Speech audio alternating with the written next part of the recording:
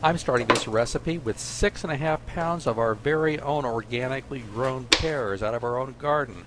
And we don't spray, so we have worms sometimes, so I'm going to core some of these where they look like they might have some stuff growing in them.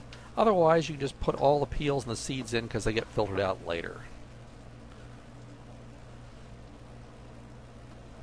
A whole lot goes into this big pot.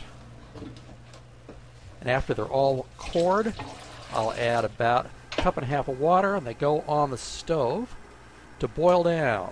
And you'll be amazed at how much these reduce. Boiling, I pull out my potato masher and smush them because you want as smooth a sauce as you can possibly get. This is pretty good. Now I've got my handy dandy KitchenAid extractor that I'm going to put together here. It starts off with a food mill, and I've got some special pieces that will let you extract sauces out of tomatoes and pears and apples and all kinds of stuff like that. And it works miraculously well.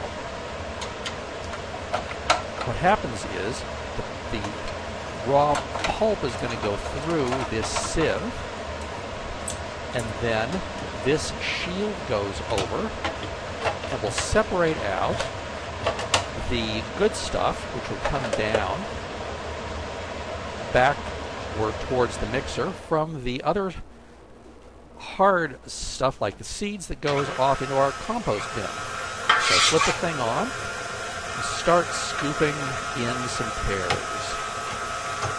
I'm working with stuff that's still pretty hot here, so it works perfectly fine. And just keep going.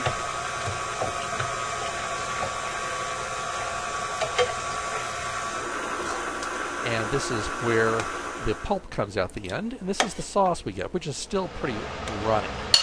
I'm going to add some orange peel, about half a teaspoon of grated nutmeg, and a pinch of cloves to this mixture. That just all goes in. Now this is again from about 6.5 pounds of pears. Got about 2 tablespoons of OJ, which just goes in.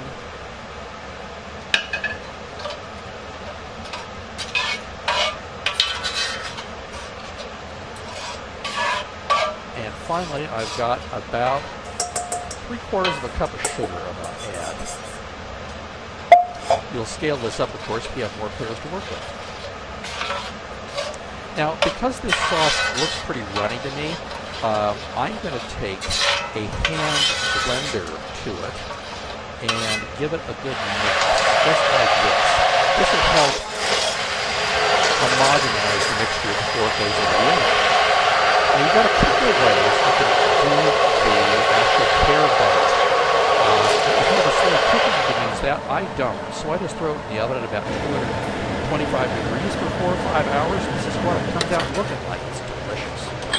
I go ahead then and ladle this into hot prepared jars.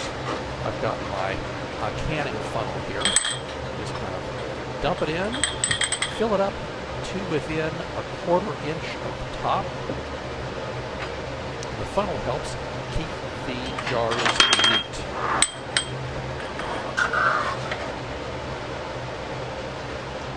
Just like that.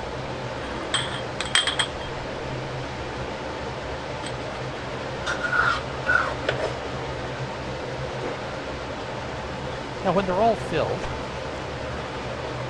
I'll go over them with a damp rag to make sure the rims are clean. Then I'll put a washed lid on top, screw the band down tight, and the whole lot goes into a pot of boiling water, and I let mine go for a good 20 minutes. That's very ample. Here they are bubbling away. Just take them out, let them cool, and enjoy.